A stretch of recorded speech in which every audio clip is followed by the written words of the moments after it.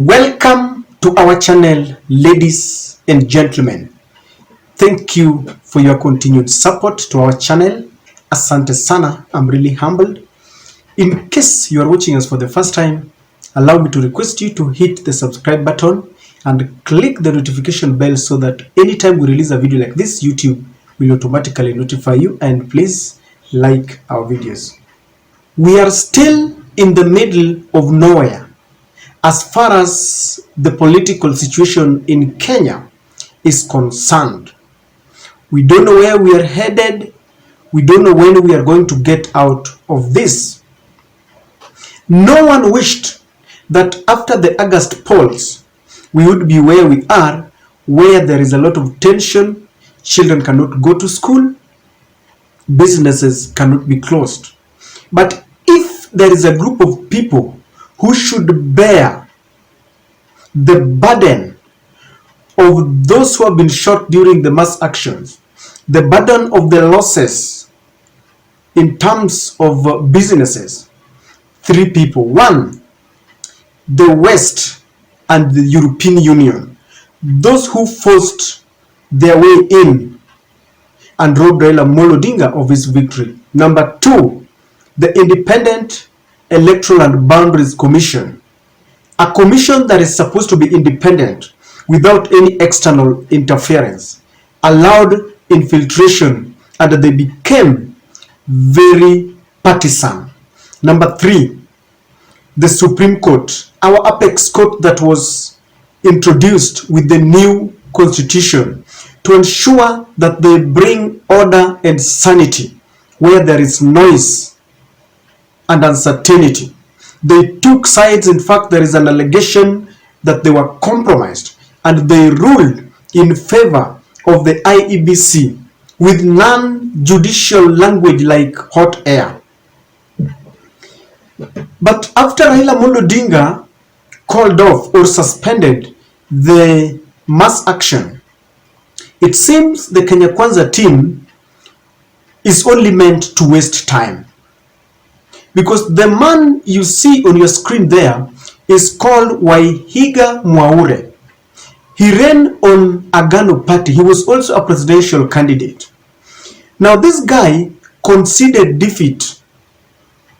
And even before the results were announced, he urged the IEBC to announce William Ruto as the winner, because he said that the way things were going, he could see that Ruto was going to win. You wonder how he knew that William Ruto was going to win. It's obvious he was there to support William Ruto, just the same way Wajakoya is on the other side, so it's a 50-50 basis.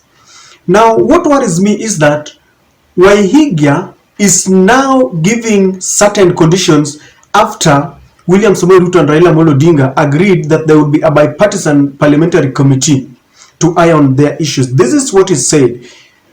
The Agano Party leader David Mwaure has issued demands regarding the bipartisan talks between the government and Azimio la Umoja One Kenya Alliance. In a statement on Tuesday, Mwaure called for the talks to be inclusive of all presidential candidates in the 2022 general elections.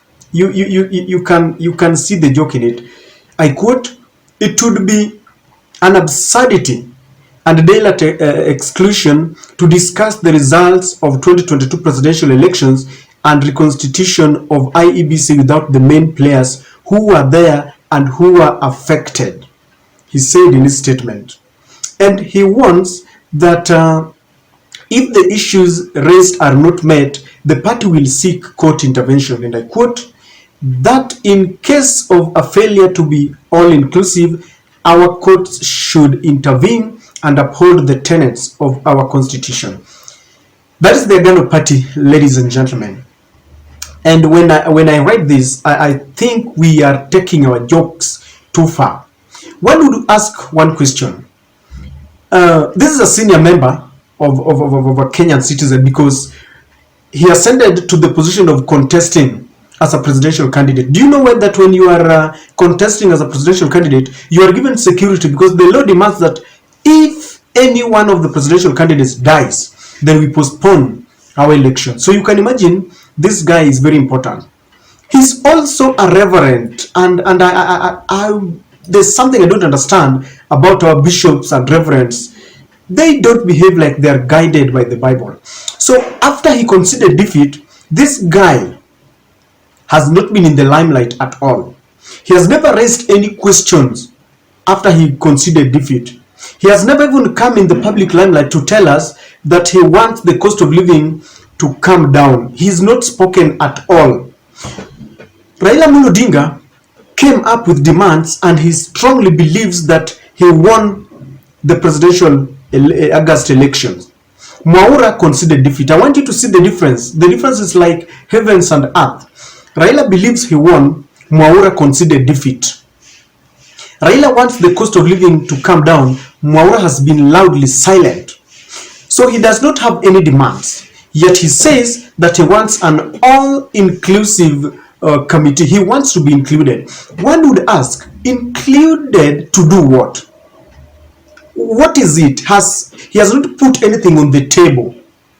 Raila has said that he wants electoral justice.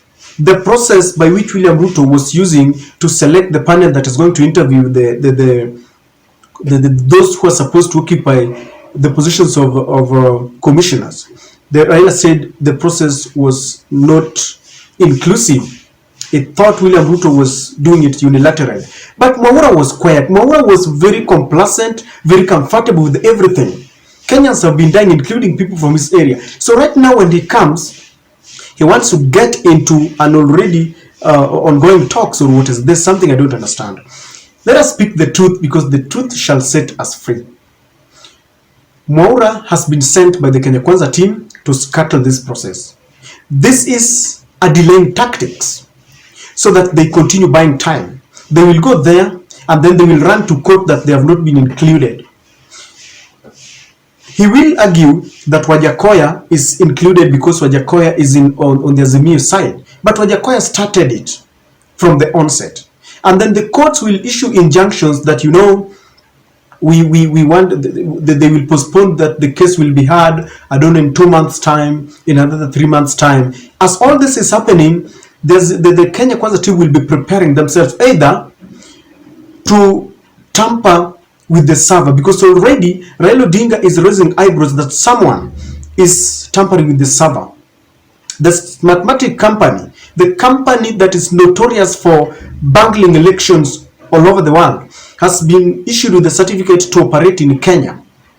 A joke. And I told you these are red lights, that if we allow to happen, William Ruto is busy preparing for 2027. This is a red light. So they want this delaying tactic so that by the time they are done with their mischief, then they will be calling Raila Odinga to come on a table. Do you think Mwaure is serious? What Mwaure should do, if he is serious, let him ask the courts to open the server, because that is the giant, that is the elephant in the room, that is the can where the worms are hiding. Let him open this can of worms. Let him not come and derail, because we are beyond petty politics. This is not a joke. He wants to trivialize something that is very serious when Kenyans are dying of hunger. And I feel Mwaure is stooping too low. He is condescending too low. The stature of a man like him should not allow himself to be used like many people have been used. Ladies and gentlemen, I don't know what to think, but that is my take.